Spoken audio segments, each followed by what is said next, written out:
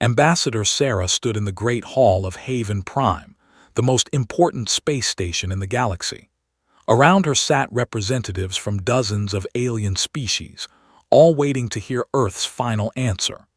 The war between the Dominion and the Free World's coalition had been raging for 3 years now, and both sides wanted humanity to join them. Sarah looked at the faces around her. Some were familiar after months of meetings. Others were completely alien, with features that humans could barely understand. But they all wanted the same thing from Earth. "The answer is still no," Sarah said clearly. Her voice carried across the silent hall. "Earth will not join this war. We will defend our own star system, but nothing more." High Archon, the leader of the delegation, made a sound that might have been laughter. His blue-scaled face showed what humans had learned to recognize as disappointment. "Ambassador, your species continues to confuse us. Your military capabilities are impressive, yet you choose to hide behind your star like children." On the other side of the hall, General of the Free World's coalition leaned forward. His bear-like appearance and deep voice made him seem threatening, but Sarah knew he was actually quite reasonable. "To speak truth for once," he rumbled. "Your people have something special. We have all seen the reports, yet you waste it on isolation." Sarah had heard these arguments many times before. Both sides had been studying humanity for over a year now. They had sent spy ships and diplomatic missions. They had analyzed every piece of human technology they could find. The conclusions were always the same and always puzzling to them. Humans fought differently than any other species in the galaxy. Where other races built massive fleets and fought in organized formations, humans seemed to prefer smaller, faster ships that struck without warning. Human military doctrine spoke of things like asymmetric warfare and force multiplication that confused alien military minds. Human ships were built strangely too. They were smaller than most alien vessels but packed with weapons and armor that seemed impossible for their size. They moved in ways that suggested their crews could handle forces that would kill most other species. And then there were the energy readings that human ships gave off, signatures that no alien scientist could fully explain. "Project Prometheus," said suddenly, his large eyes focusing on Sarah. "Your people continue to deny that such a thing exists, yet our sensors detect its signature throughout your space. What are you hiding from us, Ambassador?" Sarah kept her face calm, though inside she felt a moment of concern. The aliens had gotten closer to the truth than Earth's government liked. "I have no idea what you're talking about, High Archon. Perhaps your sensors are malfunctioning." "Sensors do not malfunction across multiple species and fleets," said. "We have all detected these readings, energy patterns that make no sense according to known physics, gravitational anomalies around your outer system that suggest massive construction projects, ships that appear on sensors and then simply vanish." The other alien representatives murmured agreement. Sarah realized that this meeting was not just about asking Earth to join the war anymore. It was about fear. Both sides were becoming afraid of what humanity might be capable of. "Your people treat war like it is both science and art," said Ambassador of the Republic, a smaller member of the coalition. Her voice was musical but worried. "You study every battle, learn from every defeat and victory, adapt faster than any species we have known, yet you claim you want no part in our conflict." "We study war so we can avoid it," Sarah replied. "Earth has seen enough death. We prefer peace." "Peace," repeated, and this time his laugh was bitter. "You call it peace, but our ships that venture too close to your space simply disappear. Pirates who threaten your merchant vessels are never heard from again. You may call it peace, Ambassador, but it looks very much like war to us." Sarah said nothing. That was closer to the truth than she could admit in this room. The real reason Earth would not join the war was simple. Humanity was not ready to reveal what they had become. The past 50 years of space exploration had changed them in ways that the galaxy was not prepared to understand. What the aliens called Project Prometheus, was real, but it was far more than they imagined. "We have made our decision," Sarah said finally. "Earth will remain neutral. We will trade with any species that approaches us peacefully. We will defend ourselves if attacked, but we will not choose sides in your war." The hall erupted in frustrated voices, aliens speaking in dozens of languages, some angry, some pleading, some threatening. Sarah waited for the noise to die down before she spoke again. "However," she said, and the hall fell silent, "let me be very clear about something. Any ship from any faction that threatens human civilians or human territory will be dealt with accordingly. We may choose neutrality, but we do not choose helplessness." And exchanged glances. In that moment, Sarah saw something that pleased her. The two enemies, despite their war, shared the same expression. It was uncertainty, mixed with just a touch of fear. "Very well," said finally. "The Dominion will respect human neutrality, as long as humanity does not interfere with our operations." "The Coalition agrees," added. "But understand, Ambassador, that neutrality in a galaxy at war is a difficult position to maintain." Sarah stood to leave. "General, High Archon, I think you will find that humanity is very good at maintaining difficult positions." As Sarah's ship left Haven Prime, she knew that both factions were already making new plans. If they could not have Earth as an ally, they would make sure their enemies could not either. The galaxy was about to learn that there were worse things than having humanity as an enemy. There was having humanity as a neighbor you had underestimated. 6 months had passed since Ambassador's final refusal at Haven Prime. The war between the Dominion and the Free World's coalition had grown worse, spreading to new star systems every week. Both sides now positioned their fleets closer to human space, claiming it was for strategic reasons. Admiral commanded the Fourth Fleet from his flagship, the Eternal Glory. His blue-scaled hands moved across the command console as he studied the tactical display. The human Sol system lay just 2 jumps away, marked in neutral white on his screen. Admiral, his intelligence officer, Ra, approached with a data pad. "The weekly reports from our patrol ships." Took the pad and frowned. More disappearances. 3 scout ships in the past month, all vanished while conducting routine surveys near the edge of human space. No distress signals, no wreckage, no trace of what had happened to them. "Pirates?" asked, though he knew it was unlikely. "No, sir. Pirates leave wreckage or demand ransom. These ships simply stopped existing."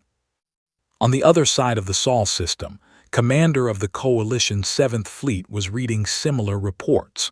Her human heritage made her valuable to the Coalition, one of the few people who might understand how other humans thought. But even she was puzzled by what was happening.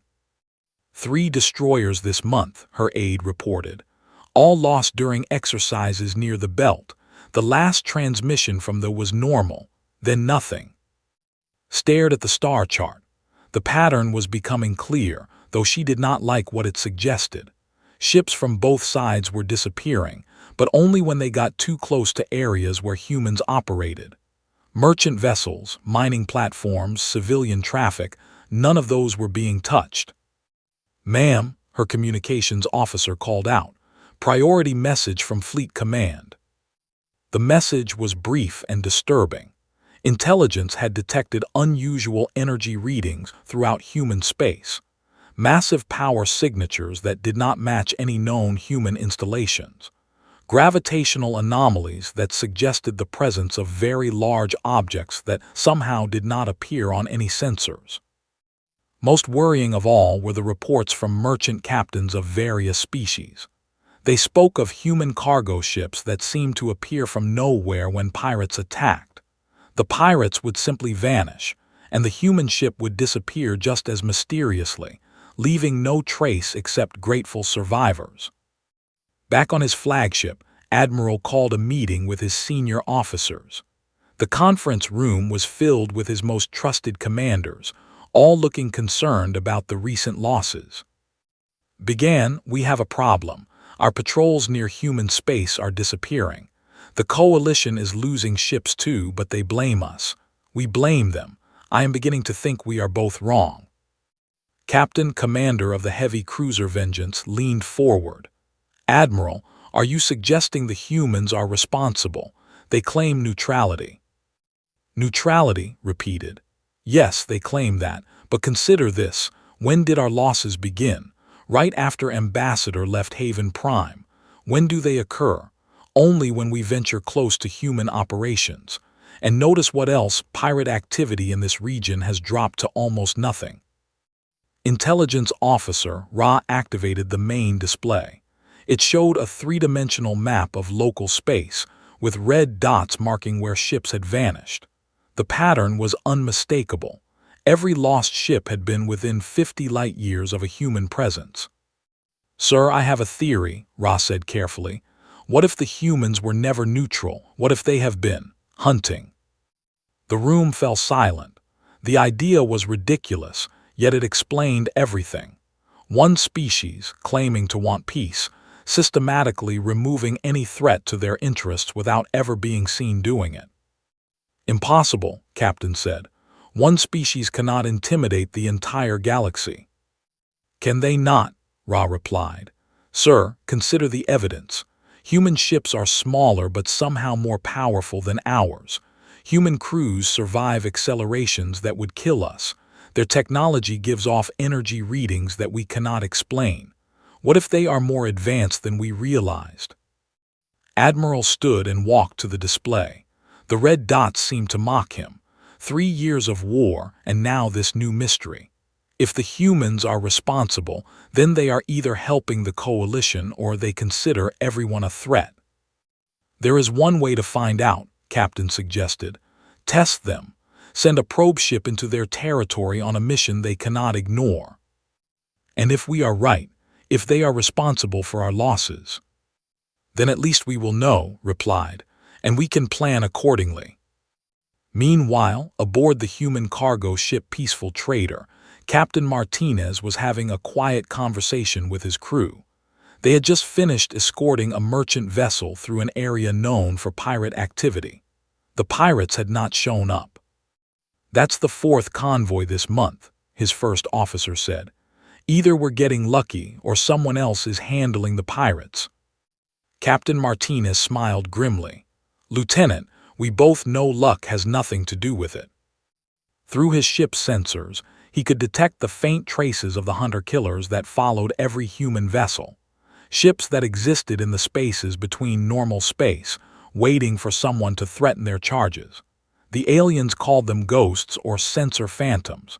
Humans called them insurance. The real question was not whether humanity was hunting threats in their territory.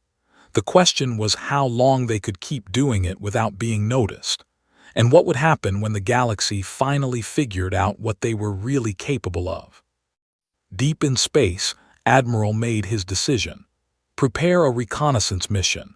I want to know what the humans are hiding in that asteroid belt of theirs." He did not know that his decision had already been detected by sensors he could not imagine.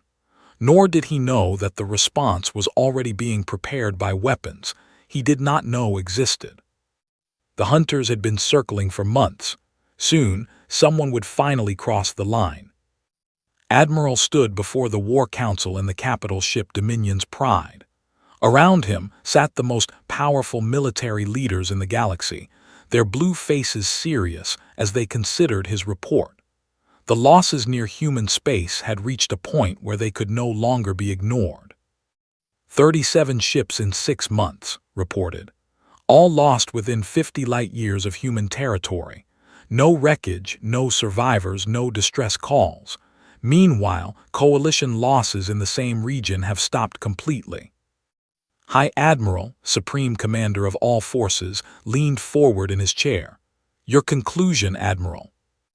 "The humans are secretly allied with the Coalition. They claim neutrality while systematically destroying our forces and protecting Coalition ships. It is the only explanation that makes sense." The War Council murmured agreement. It did make sense, in a way that comfortable lies often do. The truth that humanity might be something entirely beyond their understanding was too disturbing to consider. "What do you recommend?" and asked. "A demonstration of force," replied. "Not an invasion, but a clear message. Strike their colonial infrastructure, Mars and Luna, cripple their industrial capacity, force them to negotiate." Admiral, an older officer known for caution, raised an objection. "The humans have repeatedly warned that they will defend their territory. Are we certain we want to test that claim? Against 30 ships, one primitive species." Confidence was absolute. "High Admiral, we have been cautious too long. The coalition grows stronger while we hesitate. If we can bring the humans openly to our side, the war ends in our favor." And considered this. The war was not going well. Resources were running low and public support was weakening. A quick victory over the mysterious humans might restore confidence in supremacy. "Very well," and decided.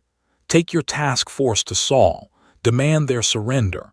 If they refuse, destroy enough of their infrastructure to bring them to the negotiating table. But Admiral, minimize civilian casualties. We want them as allies, not as vengeful enemies." Meanwhile, in the Sol system, Captain Maria Santos commanded the UNS Defiant from the bridge of humanity's most advanced visible warship. She was reading the same sensor reports that had puzzled the aliens for months, but unlike them, she understood exactly what they meant. "Captain," her tactical officer reported, "task force approaching. 31 vessels, including the dreadnought Eternal Glory. They're not trying to hide. Time to Sol space boundary. 18 hours at current speed."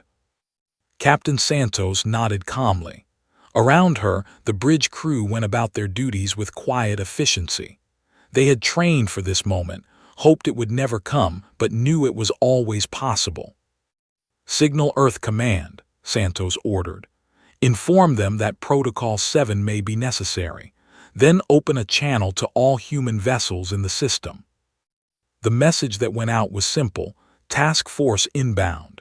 Maintain normal operations. Do not engage unless fired upon. Protocol 7 authorization pending.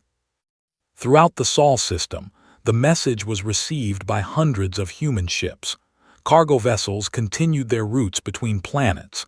Mining ships kept working in the asteroid belt. Research stations in the outer system carried on with their experiments. Everything appeared normal. Admiral studied the tactical display as his fleet approached Sol. Sensors show only minimal human activity. One warship, various civilian vessels. No fleet response to our approach. "Sir," his sensor officer reported, "we are detecting those unusual energy signatures again. Much stronger now." "Ignore them, probably industrial equipment." Was focused on the strategic picture. The humans were not responding as he expected. Where was their fleet? Why were they not mobilizing? The task force crossed into Sol space, and Captain Santos opened communications. "Admiral, this is Captain Santos of the UNS Defiant. You are in violation of Terran space. Withdraw immediately or be removed." Almost laughed. "One ship against 31. Captain Santos, I am Admiral of the 4th Fleet. You are outnumbered. Surrender your military assets and join the Dominion or watch your colonies burn." "Admiral," Santos replied, her voice steady, "this is your final warning. Leave now." "Open fire on Mars colony," ordered. "Target their industrial facilities. Show them we are serious." The ships turned their massive weapons toward the red planet. Energy beams lanced down from space, striking the great domed cities that humanity had built on Mars. New Shanghai Dome, home to 15,000 people, took a direct hit. The dome cracked like an egg. Atmosphere rushed out into the thin Martian air. Emergency bulkheads sealed some sections, but not all. 15,000 human beings died in 30 seconds. Throughout the Sol system, every human ship stopped what it was doing. Mining vessels ceased their operations. Cargo ships halted mid-route. Research stations went silent. For exactly 60 seconds there was perfect stillness. Then Captain Santos transmitted on all frequencies. Protocol 7 is now active. Sol Defense Command to all Terran vessels. Weapons free. Hunt them all. Admiral had just made the worst mistake in galactic history. He had fired the first shot at humanity's home. What happened next would be studied by military historians for centuries, assuming any survived to study it. The Space Around's task force suddenly came alive with contacts that had not been there moments before. Ships materialized from within asteroid fields where they had been hiding for months. Vessels emerged from behind the moons of Jupiter, their heat signatures masked by the planet's radiation. Contacts appeared from impossible places, the corona of the sun itself, where no ship should be able to survive. "Impossible," whispered as his tactical display lit up with hundreds of red contacts. "Our sensors showed nothing. How many ships do they have?" The answer came as the first human weapons fired. These were not the energy beams or missile salvos that defined galactic warfare. These were weapons that bent space itself, that reached through dimensions that did not know existed. "Admiral," his tactical officer screamed. "Hull breach on decks 7 through 12. How did they penetrate our shields?" Looked at his display one last time. His mighty task force was being torn apart by weapons that seemed to ignore every defense known to galactic science. Ships that had ruled space lanes for centuries were dying like insects in a flame. "Signal retreat," he ordered, but the communications officer was already dead, his console sparking and broken. Admiral's last thought was wonder at how completely he had misunderstood everything about humanity. They had not been hiding from the galaxy's war. They had been waiting for someone to be stupid enough to start a war with them. The destruction of New Shanghai Dome took 30 seconds. The silence that followed lasted exactly 60 seconds. Then humanity woke up. Captain Maria Santos stood on the bridge of the UNS Defiant, watching her tactical display transform into something Admiral had never imagined possible. Red contacts appeared everywhere, not just around his task force, but throughout the entire Sol system and beyond. "Sol defense grid is active," her weapons officer reported with cold satisfaction. "All hunter-killer units responding, all stealth platforms online, all distributed assets reporting ready." Santos nodded. For 50 years, humanity had been preparing for this moment. Every asteroid miner was also a weapons platform. Every research station was also a sensor node. Every cargo ship was also a hunter-killer. The entire Sol system was one massive, distributed warship. "Target priority," her tactical officer asked. "Everything with markings," Santos replied. "Start with the task force, then expand outward. Find every military asset within 10 light years and destroy it." Admiral's task force was dying around him. His flagship, the mighty Eternal Glory, shook under impacts from weapons that his shields could not stop.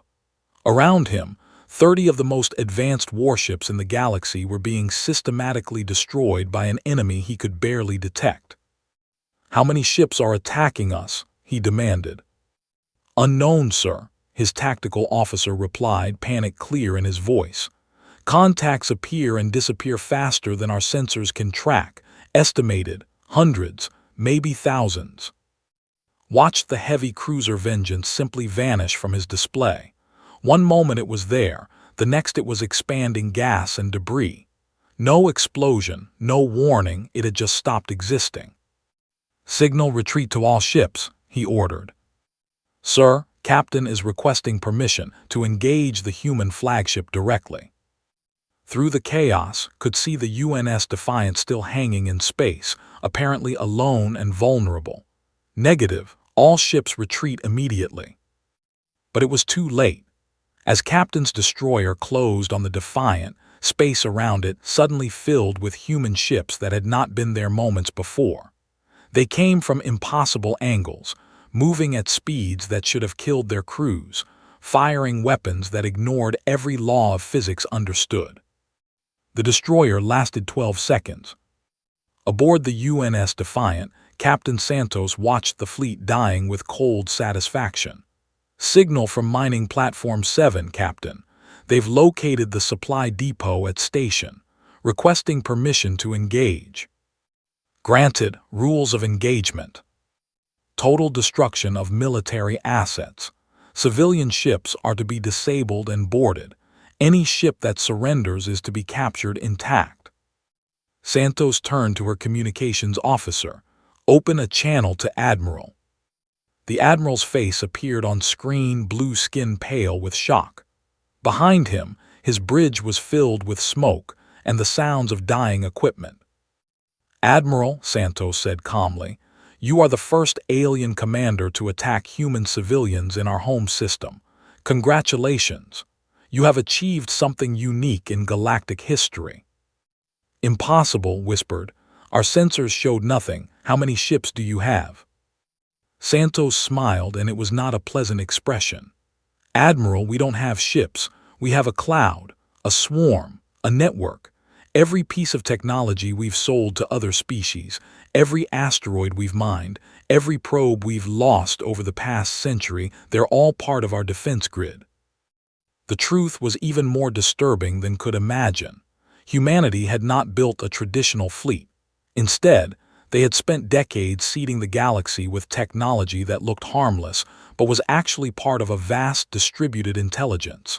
Mining equipment that could become weapons platforms, sensor probes that could manufacture hunter-killers, trade goods that contained hidden factories.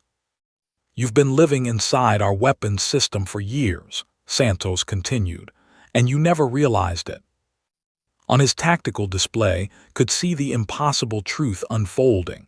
Human forces were not just in Sol's system, they were everywhere.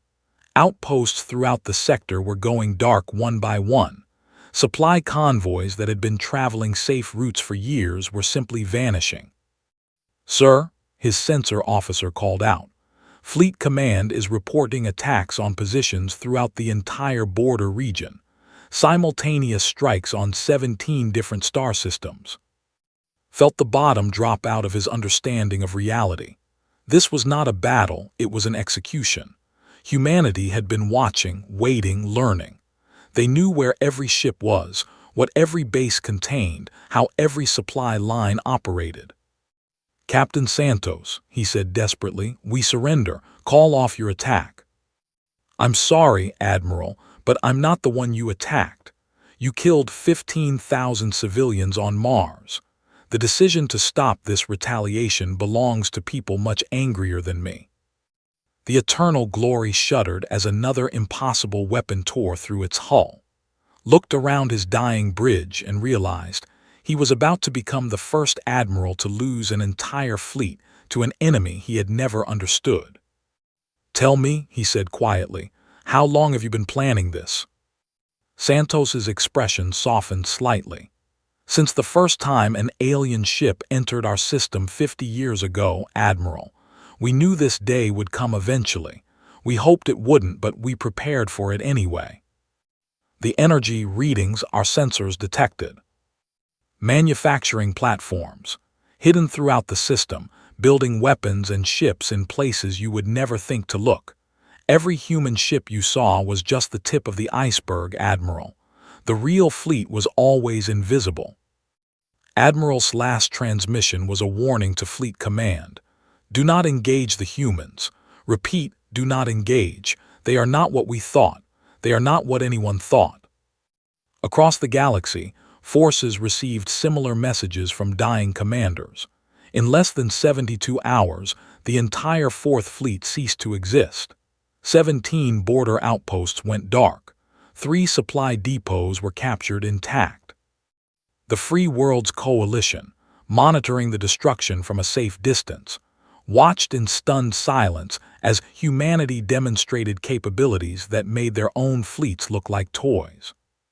Commander aboard her flagship stared at the tactical displays showing the systematic annihilation of forces. "Signal to Fleet Command," she said quietly. Recommend immediate diplomatic contact with Earth.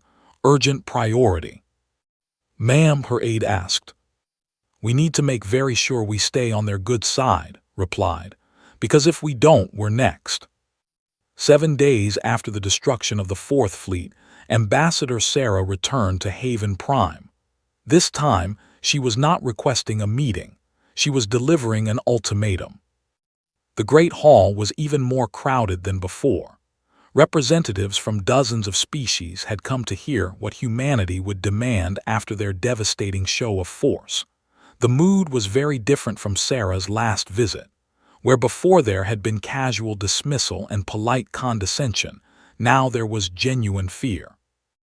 High Archon sat in his usual place, but his blue-scaled face was pale. The Dominion had lost 17% of their total fleet strength in a single week. Entire border regions were now defenseless, and no one knew where humanity might strike next. General of the Coalition looked equally concerned. His intelligence officers had reported something that chilled him to his core. During the attacks on positions, Coalition ships in nearby areas had been completely ignored. This suggested that humanity knew exactly who was who and where everyone was at all times. Ladies and respected beings, Sarah began, her voice carrying clearly across the silent hall. Earth's terms are simple and non-negotiable. She activated a holographic display that showed a three-dimensional map of local space. A sphere of light appeared around the Sol system, expanding outward to encompass dozens of star systems. First, immediate ceasefire in all sectors adjacent to the Terran Protection Zone. The sphere pulsed red to emphasize the boundaries. This zone extends 50 light-years from Sol in all directions. Any military action within this area will be considered an act of aggression against Earth. Murmurs of shock filled the hall. 50 light-years encompassed hundreds of inhabited systems, including major population centers and industrial facilities belonging to both factions. Second, war reparations for the Mars colony attack. The Dominion will provide materials and labor to rebuild New Shanghai Dome, plus compensation to the families of those killed. Started to object, but Sarah continued before he could speak. Third, technology sharing agreements. Both factions will provide Earth with complete technical specifications for faster-than-light communication, advanced medical systems, and industrial processes. This sharing will be one way, for obvious reasons. Fourth, formal recognition of human neutrality and territorial claims throughout this region of space. General leaned forward. Ambassador, these terms are essentially demanding surrender from both sides. You're asking us to give up strategic territory and advanced technology while providing nothing in return. Sarah smiled, and everyone in the hall felt a chill. General, I think you misunderstand the situation. We are not asking for anything. We are informing you of the new reality. She gestured, and the holographic display changed. It now showed footage from the past week events that had been classified until this moment. The assembled aliens watched in growing horror as the recordings played.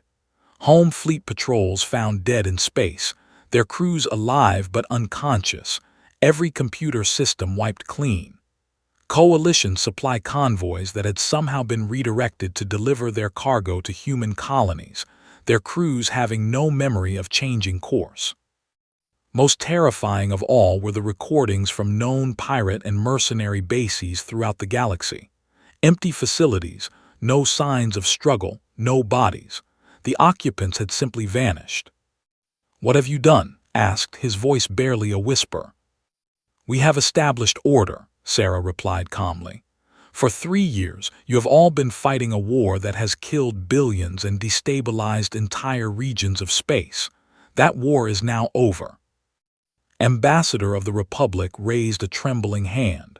"Ambassador, surely you cannot expect to control the entire galaxy. The resources required, the logistics." "We're not controlling anything," Sarah said. "We're simply making it clear that certain behaviors will no longer be tolerated. Any ship of any species that threatens civilian populations or engages in unprovoked aggression will be removed. Any faction that continues this war will find their military assets redistributed. The truth was settling over the assembled delegates like a cold fog. Humanity had not just won a battle, they had fundamentally changed the balance of power in the galaxy. They had demonstrated capabilities that made traditional warfare obsolete. General asked the question everyone was thinking: how many ships do you actually have? Sarah's smile widened. General, you're still thinking in the old way. Ships, fleets, battles between organized forces. We don't fight wars the way you do. She activated another display, this one showing the distribution of human technology throughout known space. Trade routes, mining operations, research stations, communication relays. Everywhere humanity had established a presence over the past 50 years. Every asteroid we've mined contains manufacturing facilities. Every trade good we've sold contains monitoring systems. Every probe we've lost has been building weapon platforms. You've all been living inside our defense network for decades. The implications hit the delegates like a physical blow.